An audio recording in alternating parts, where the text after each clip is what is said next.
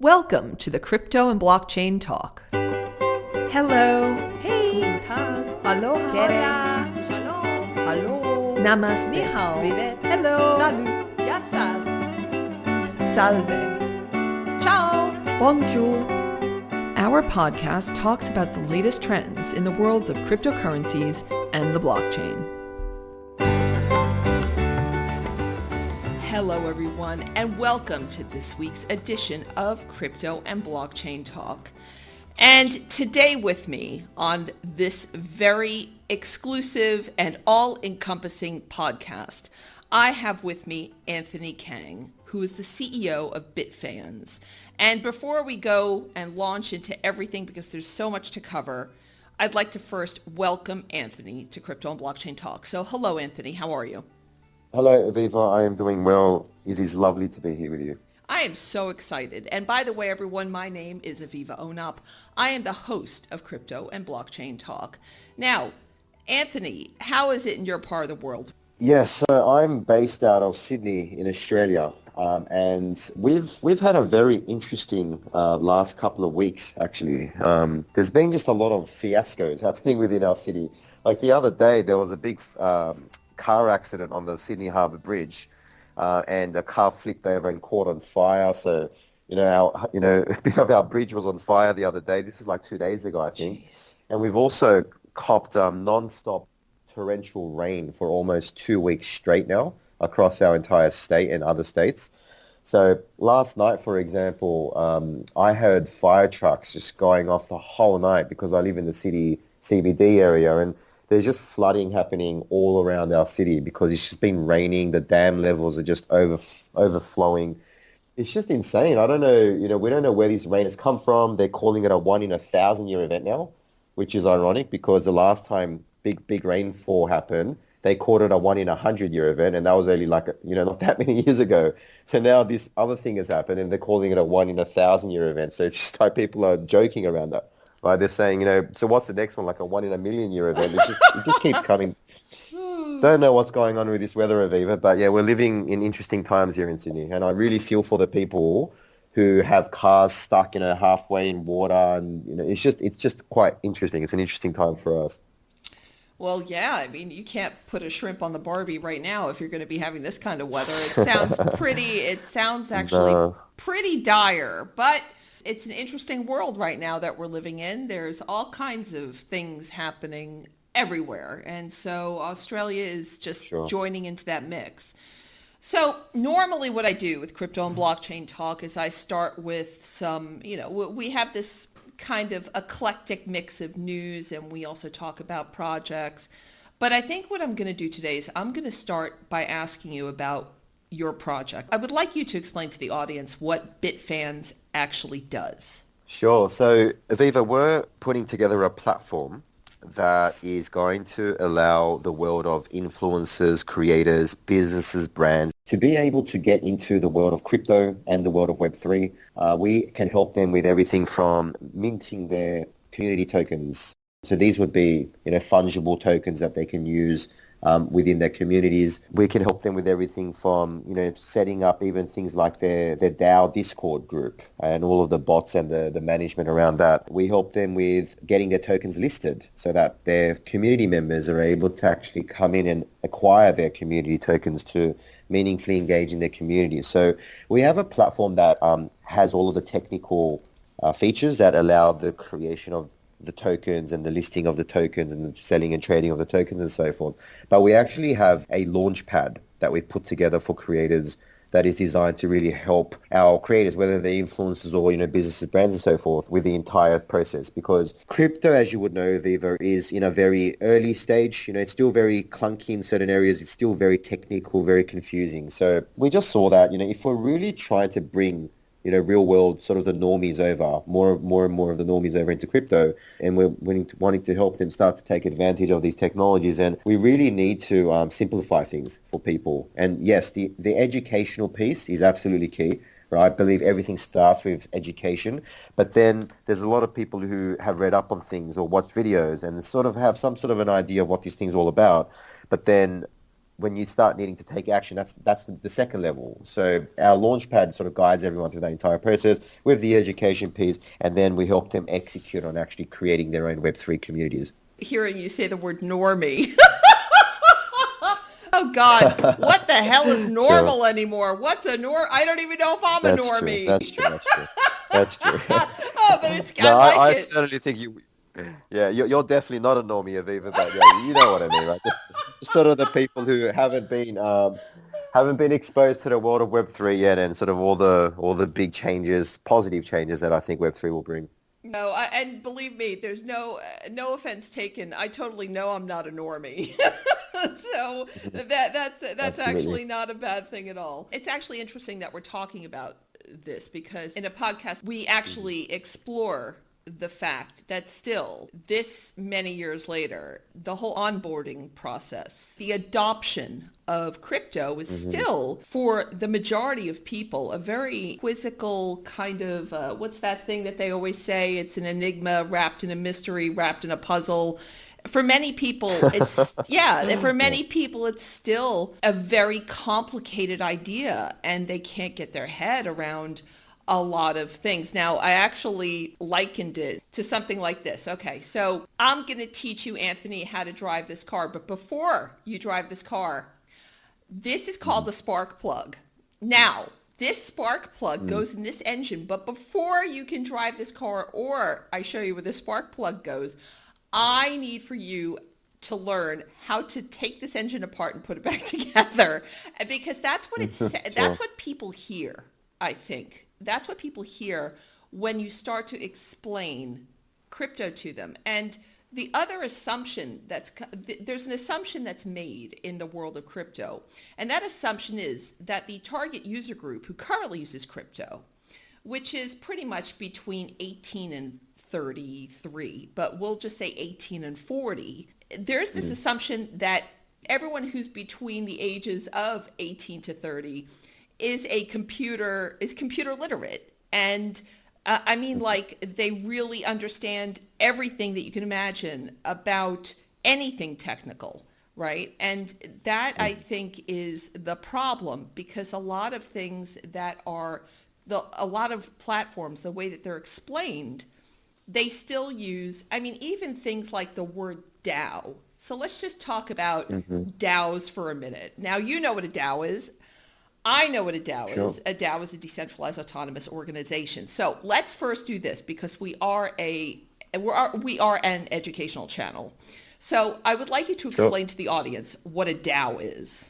Absolutely. So I'm going to preface what I'm saying, Aviva, with saying that we're still relatively early in the journey, that I feel various definitions exist for a DAO. But the way I define what a DAO is, and I've tried many different iterations of explaining it to people, aka the normies, and then this is the one that I've landed at so far, which is when I say, so think of a DAO as an online community, right? But I say the difference between a DAO online community and all the other online communities you see, i.e., on Facebook groups, on forums, whatever it might be, is there's something called, in most cases, there's something called a DAO token or a community token, which is something that the community members can buy into or earn and receive, that connects the founders of the DAO with their community members, and it aligns them to have something to work on together to build the value around.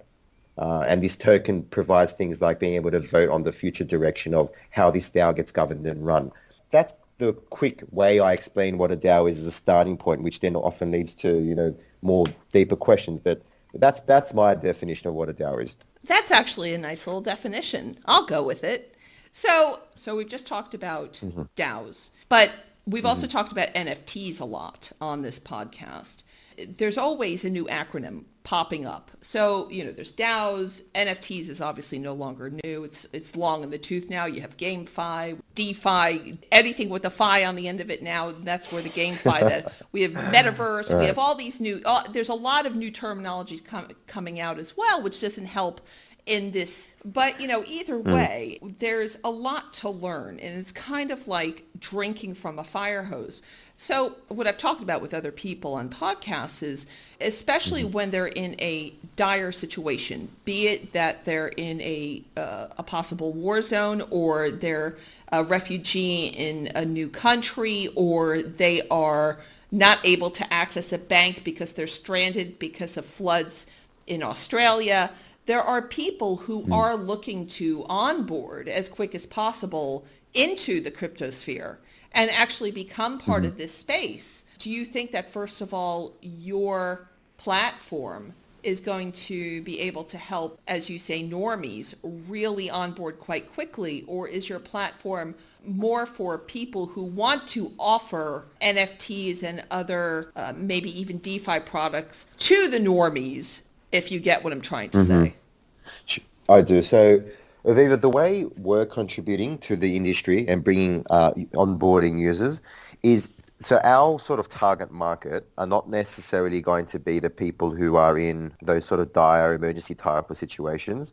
It's going to be geared more towards people who are fans, followers, or existing sort of community members of brands and influencers and creators. So I feel the influence that we can have on the industry is if we do a good job at signing up the right creators who already have a great relationship with their existing audience, and we're able to help them see the benefits of crypto, help them see the benefits of creating their own online DAO communities, releasing their own community tokens, releasing NFT collections off the back of that to help keep funding the DAO and keep it going. If we can get the right creators on board, then they'll do a fantastic job at bringing their community members on board. So it's like this system where one creator could have 100,000, a million, couple of million, 10,000 amount of followers, and if they do a great job at understanding the value of Web3 because they see that is the future, then they'll do evidently a good job at bringing as many of their existing community members right over into their online now. So then if we scale this out to 100 creators and 1,000, and the eventual mission of Bitfans, which is to try and onboard the next 10,000 creators into crypto over the next 5 years, through our launchpad, then I could sense that there'd probably be just among the follower base, a total count. There could be, hundreds of millions of people that we could play our role in bringing over to crypto. So that's our way. And then, so in terms of people who might be sort of in very dire straits, our platform is focused more on sort of the followers of people who, are the thought leaders, influencers, brands, businesses, charities, things like that. So that's more of the patch that we're playing in. So let's just say you decide to create, say, the Aviva DAO. Okay, so people, your listeners, your followers, your customers, clients, people know who you are. You've been able to build, at the very least, a sort of digital relationship with your follower base, over the years.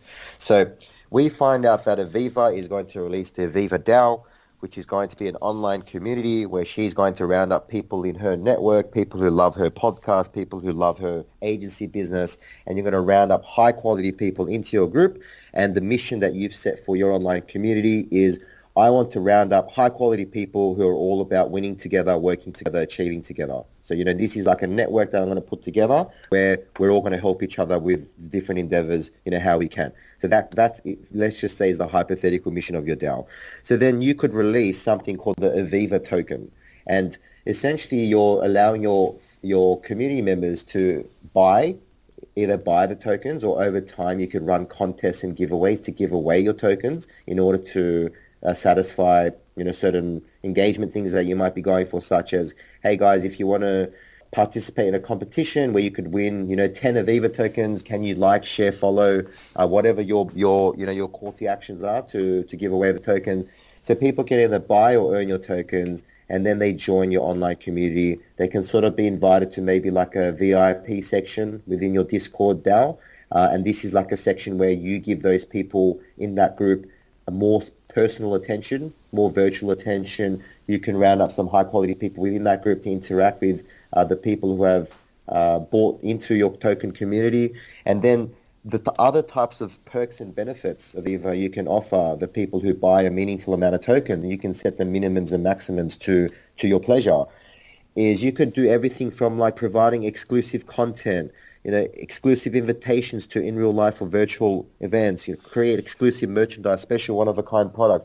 There are all these different perks and utilities that you could put together for people who buy into your token holder community. And these are people who would be happy to do that because they know, like, and trust you. They've been following you for a long time, and they see the benefit in investing a little bit of their money to buy into the community to support you and then take advantage of the perks that you're offering. So that's an example of how somebody like yourself, as an influencer and thought leader yourself, could take advantage of something like our Launchpad and Web3 and community tokens and so forth. Sold! Let's launch!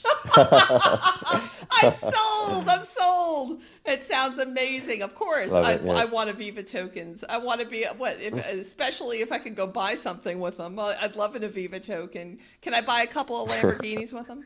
Okay, so there are some mentions of DeFi in some of your information that's being written about Bitfans. So what are you doing in the DeFi space? So DeFi is the area that we're going to cover a little bit later, because this is when we start heading into DeFi territory, that's the weeds, that's the most technical aspects of crypto, I feel. So in the future, we're going to be able to allow people to do things like farm the Aviva token. So we could help set up, farming as a service pools, for example. We'll be able to allow people to stake the actual Bitfans tokens itself. So the DeFi element's going to come more in towards helping our creators farm and stake their tokens in order to incentivize their community token holders to be able to lock up their tokens, provide liquidity and so forth. So it's more like the cookie cutter DeFi services we'll be utilizing. But as our influencers token communities start to mature over time, then they will definitely be able to take advantage of their community members, staking and farming their tokens. So that's all the stuff that will be helping with them at a later date.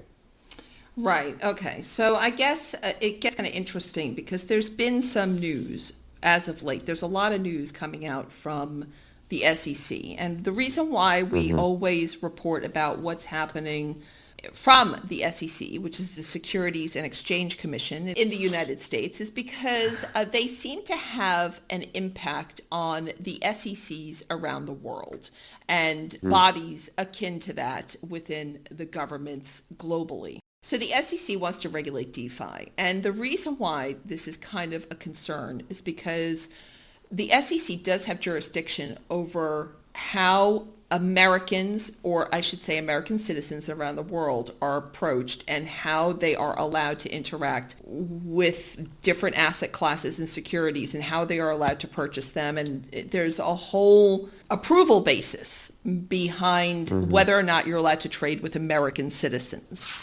The guise under which this falls is because the SEC and their other sister agencies such as the CFTC and FinCEN, et cetera, the reason why they're all out there to operate, and probably rightly so, is because they want to protect American investors, probably from themselves. There's a couple of things which are a little bit worrying.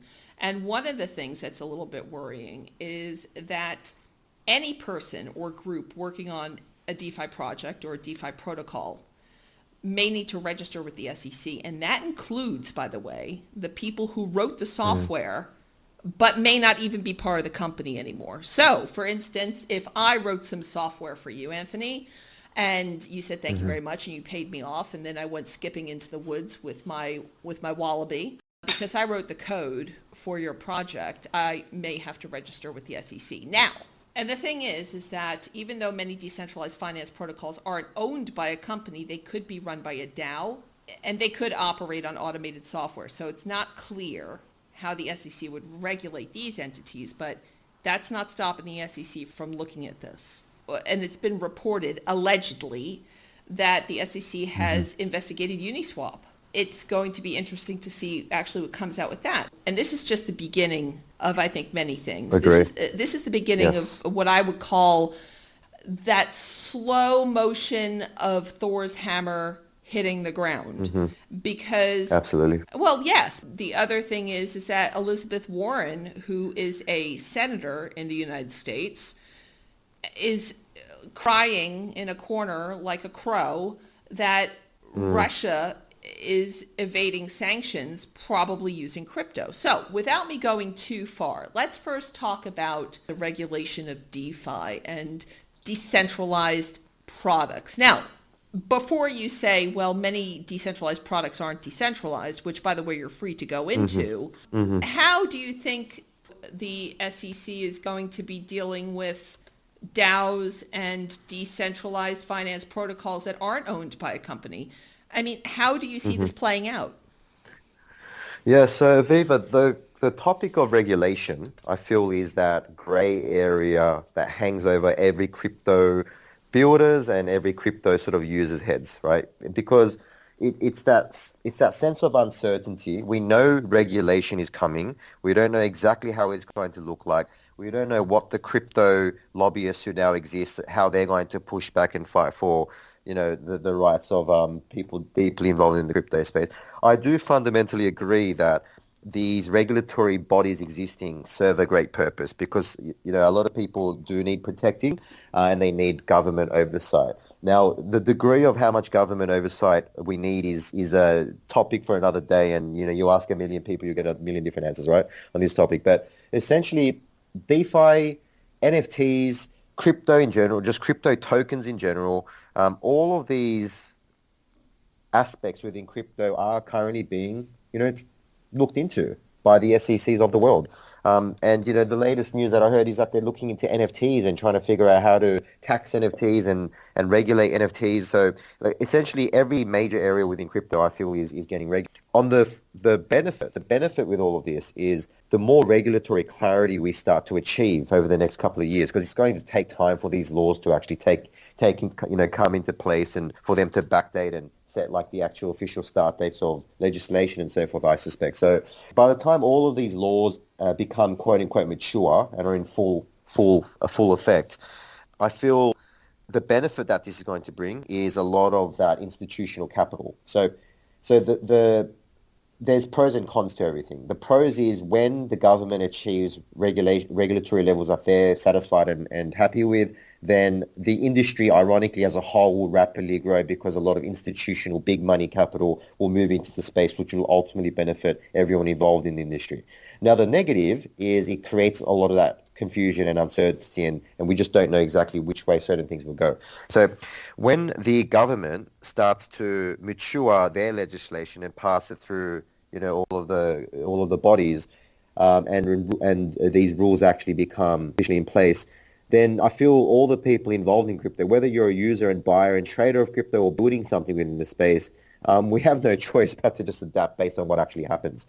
And obviously, Bitfans as a company, we're going to fully abide by all regulation. And although our primary market is Australia and sort of our region, we do have a lot of contacts in the US. The US is ultimately where a market where we'll realistically end up in. So we follow the US regulation closely because once again, like you said, Aviva, the US tends to lead the way with these things. So if we're doing a good job at following US regulation, chances are we're going to be good within most jurisdictions elsewhere. So just the short answer to your question, Aviva, in terms of how we thinking about regulation is, well, we've got to adapt once we know what's going to happen, right? And how that affects the services we can deliver, what types of licenses we may need to apply for and get approval for. All those things, when they come in place, we'll have to just jump through the hoops and do it properly.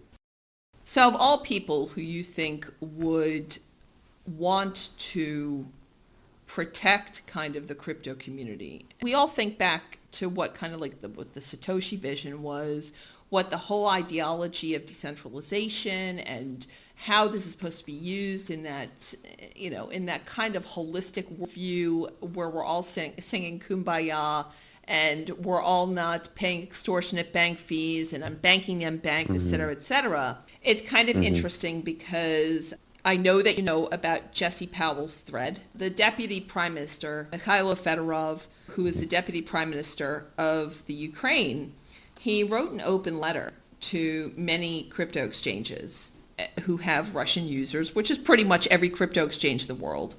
And he did ask for all addresses to anyone who's Russian or Belarusian, not just politicians, but ordinary people, for them to be blocked or banned.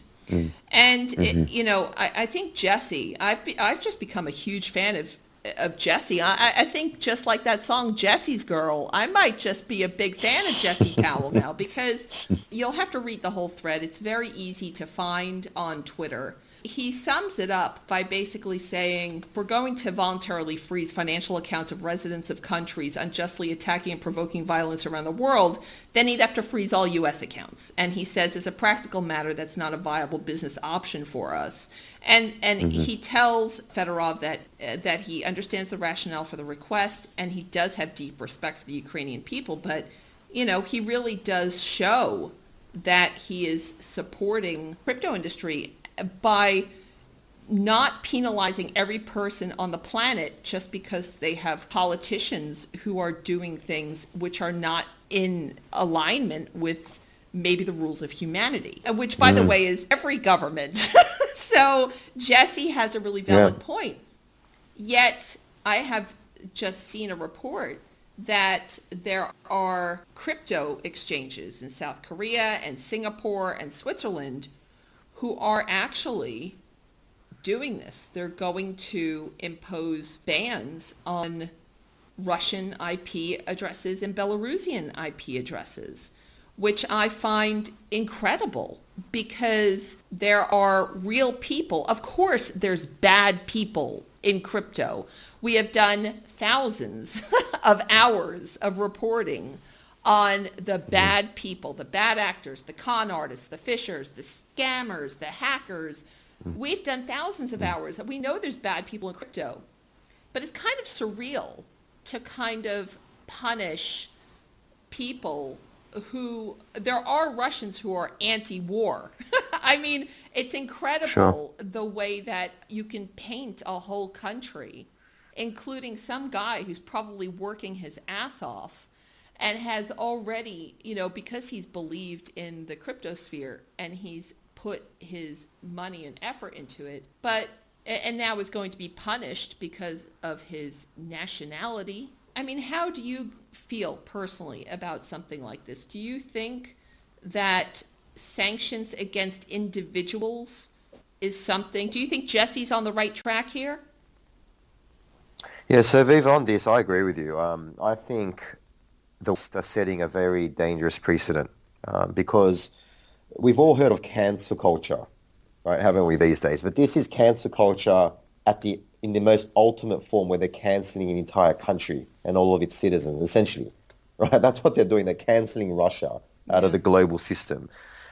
And if you think about that, that's just it's absolutely it's almost unbelievable. So, and the precedent that could set, even on a psychological level, is what if the people within Russia who would have a leg to stand on if they start thinking, what have we done to deserve this by the West are now our enemies, right? It's a very logical path that people can go down to end up at that conclusion because they're being attacked. So they're essentially crimeless victims in a sense, right? The citizens of Russia.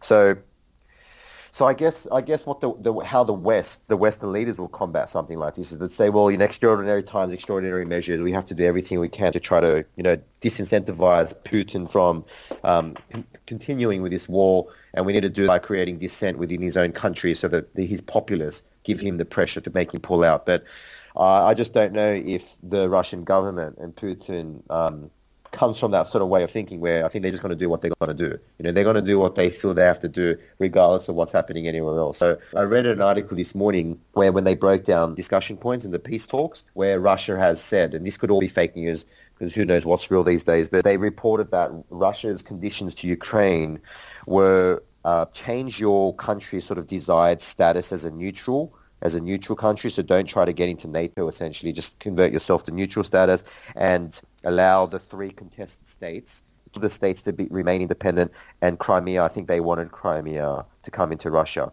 So if they just abided by those major points, just declare yourself as a neutral state, let the Crimea become Russia and the two other contested states just remain neutral, independent, then we'll stop fighting you guys straight away. So when I read that was the first glimpse of hope that I've seen throughout the last 12, 14 days since we've been in this thing, where there could be a resolution there, but I guess we'll see what happens. Well, I'm always hoping for a resolution because nobody wants a war. There's no sane person who wants a war.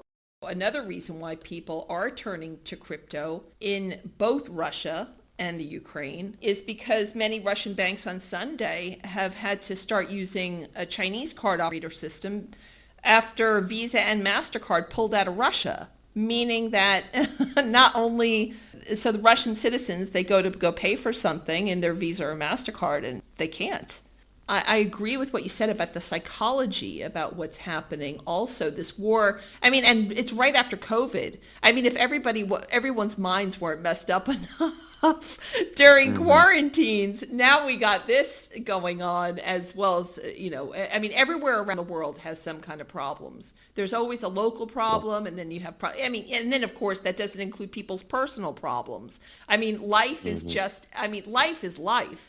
Everyone has personal issues. Everyone has personal problems. And that includes learning how to onboard yourself to crypto, which is a massive problem. Yeah, that's right. But, one of the many problems, One of the many, many problems that exist. And for some people, like, we can go back and, we're sitting here and we're having a laugh about it. But hell, if your Visa or MasterCard's not working and you need that extension of credit, I mean, can you imagine a lot of people live on their Visa and MasterCard, especially in the United States and other first world countries. Forget banking the unbanked. We're talking about banking the banks. Yeah, that's right. I mean, seriously, Anthony, what's your girlfriend going to do if she can't go buy her latte at Starbucks with her Visa? What's going to happen? Okay, she's going to call you up and be very upset, isn't she? Or is she paying in crypto? I don't know. But on another note, in Lugano, which is it's in Switzerland's Italian-speaking Ticino region. Oh, I just love the Italians. But anyway, the whole point is that Lugano has introduced Bitcoin and Tether as official currencies to their city as part of their commitment to blockchain. Apparently, you can go right now, which I think you should go and fly there immediately.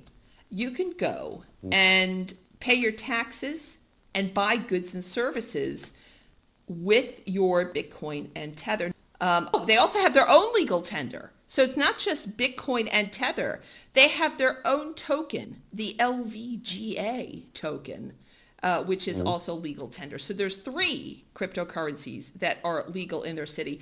And you may even be able to go and buy a house in that area. There's 63,000 people who basically live in that area. It's Switzerland's 8th largest city. You see, I even gave you something in case you have a pub quiz, and you'll go and win it now because you'll know that it's Switzerland's 8th largest city. So, with that's a pretty amazing thing, to have Miami, who has been making leaps and bounds into utilizing Bitcoin not only into the payments into their own city employees, but trying to integrate it into the everyday workings of the Miami economy. Now you have Lugano in Switzerland. And of course, we all know about El Salvador. I'm not going to go into that because we've done umpteen podcasts on that.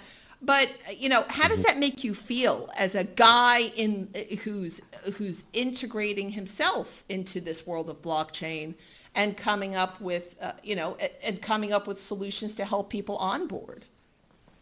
Yeah, I feel, Aviva, a big part of what drives me to be in this space and build is I do genuinely feel that Web3 and related technology, and once again, Web3 is that buzzword that has a million definitions depending on who you ask, but I feel the power of tokenization, as you mentioned, Miami with their Miami coin, New York City are exploring the City coin. So this is all crypto-powered technology, essentially, blockchain-powered technology. Now, the blockchain is not, contrary to what a lot of people may believe, the blockchain is not the perfect solution. It's not the perfect distributed ledger and database for all types of applications and purposes, but there are going to be some very world-changing use cases that will come out of the blockchain and the tokens that live on the blockchain. So I feel having more cities, municipalities, countries fall into the trend of releasing, their own tokens and allowing cryptocurrencies to be actually used as actual currencies, true to the word. I think that trend is only going to get bigger. And when I referenced earlier, Viva, about regulation and how more regulatory clarity is going to bring more institutional capital, the hundreds of billions of dollars potentially into the space. The investment dollars, there's just the money that's going to, the funds are going to park into the majors like Bitcoin and Ethereum. More venture capital money that's coming into space. As you know, as I'm sure you've been following, the amount of VC funding that's entered the space is just in this exponential growth phase. Obviously quite small in the big scheme of Web 2 funding overall, but the growth chart is just showing there is a lot of money coming into crypto. So all of these things, government, regulation maturity, different cities and governments around the world using cryptos in their own versions of digital currencies, alongside the institutional capital that's going to come into the space, and alongside all of the investment money that's going to help people building within this space. All of these things are converging, and it's all happening around now. And sometimes when we're in the thick of war or thick of the battle, deep in the smoke, it's hard to see how quick the world is changing below us. So it's all happening now, and I feel the next 5-10 years is going to be a very fun and exciting time for crypto. And I applaud all these proactive cities and countries doing what they can to stay on top of trends, because this train is coming and you either adapt or you suffer the consequences. So once again, I applaud the people who are experimenting with it. It might not work out for everybody doing this, but they're at least having a go with this technology and experimenting it, because if it does work, then it'll pay off for them big time. And I had the biggest laugh when I read the news a couple of days ago. In New York, now there's vending machines that don't vend snacks, but NFTs. Did you know this? There's NFT No, I did vending not. machines. Yes, there are NFT Wow. vending machines popping up now in Lower Manhattan, offering non-fungible tokens for the hungry. Absolutely amazing. Wow. Okay, that's interesting. It's absolutely crazy. Basically, inside these vending machines are boxes with QR codes with slips of paper inside, and the prices range from $5 to like $400. And the buyers can see which NFT they get by scanning then the QR code that's on the paper. And it's very random. It's basically kind of like a Kinder egg. You don't know what you're going to get till you crack it open. So I thought that was absolutely hysterical. And these NFTs, by the way, are on the Solana blockchain, which makes me ask you now the question, what blockchain is Bitfans on?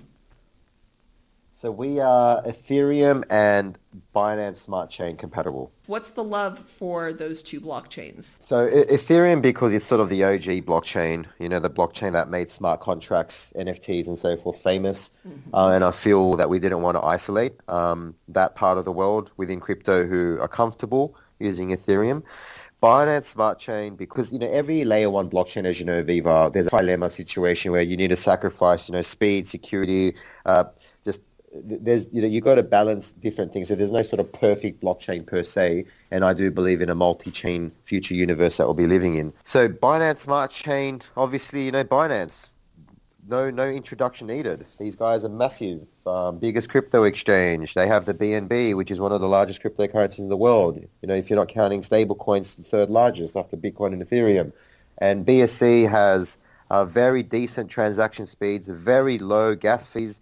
And that's important, because part of what makes crypto clunky, Aviva, as you would know, as you do your trading and what you do, are the transaction times and the transaction fees, particularly if you're using layer ones like Ethereum. So if we're trying to genuinely onboard people into crypto, and they come in and if they go as far as setting up a wallet and they try to buy something, and then they find out that it costs $50 to buy something, as a fee, for example, as a gas fee, or move something around $50, $60, what it might be, then that's not going to provide that good first impression, for these users that we're really trying to help bring into this world. Of course not, yeah. So BSC and Ethereum. So BSC is a EVM, Ethereum virtual machine. So it's very compatible with Ethereum and very similar. The code's very similar.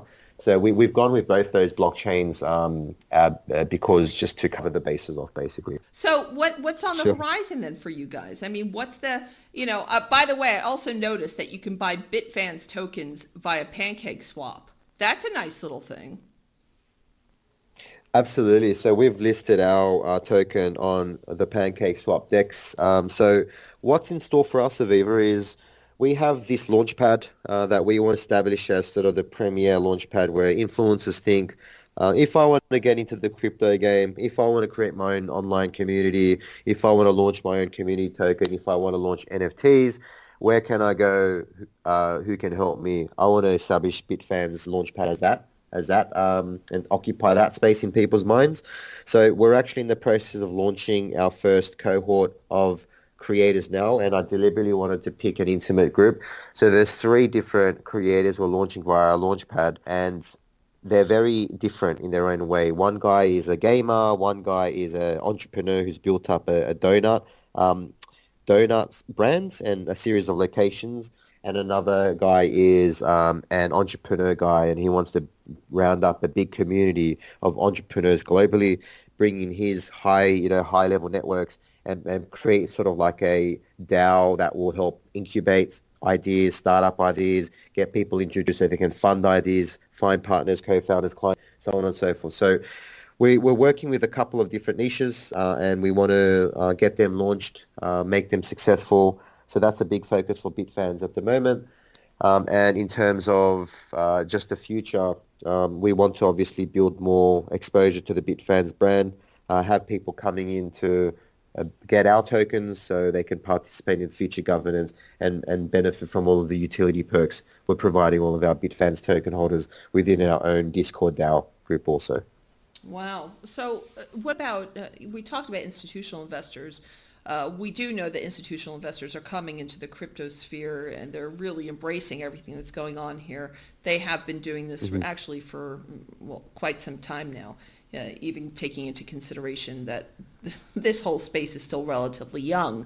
So do you actually have some significant investors? So we have funded this business using my private networks. So we've basically completed the pre-seed round and the seed round of funding.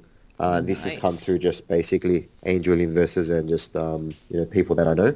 So this has been enough to get our MVP, our 1.0 of the platform out, and it's going to come out within the next month or so, hopefully the full platform. So that takes us there, and then as we get people, the right creators into our launchpad and launched, then that's going to set us up for that rapid scale up phase. So we're just doing it. We're doing it properly. We're treating this like a proper business, one step at a time.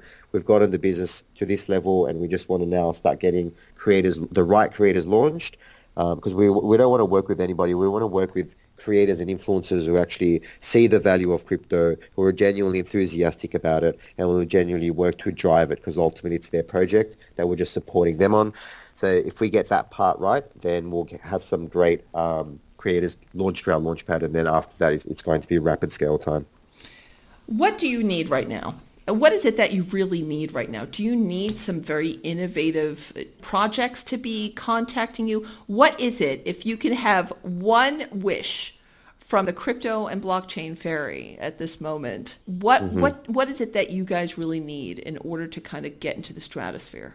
I appreciate that question, Aviva. So for us, we're in an interesting situation because we did a lot of time spending and building relationships with various, agencies and influencers more towards mid to end of last year. I feel the most beneficial thing for us is if, let's just say there was like an influencer who had a reasonably large following, a couple of 100K followers at the minimum, and they said, I believe crypto is the absolute future. I'm all in on crypto, and I just need a group who can help me, who know the technical know-how, who can help get me launched, who can sort of support me along the way, because I'm willing to drive this, as far as I need to make my community, my online community DAO successful and my token successful. If somebody like that rocked up on our doorstep, we would accept somebody like that with open arms. Of course, we do our due diligence on our end to make sure everything's all good. And if that is all good, something like that would be really good, because I find that the most difficult thing with what we do, Aviva, is finding the people who have the right amount of reach and influence, who actually believe in crypto and understand it well enough to see that it is going to play a big role in the future, and then who have the ability to drive it and sort of follow our lead along the way. That's going to be not a major challenge for us, but it is going to be, one of the sort of challenges that we're dealing with. So if somebody just rocked up, big audience, right attitude, the desire to drive this, then we would accept that person with open arms.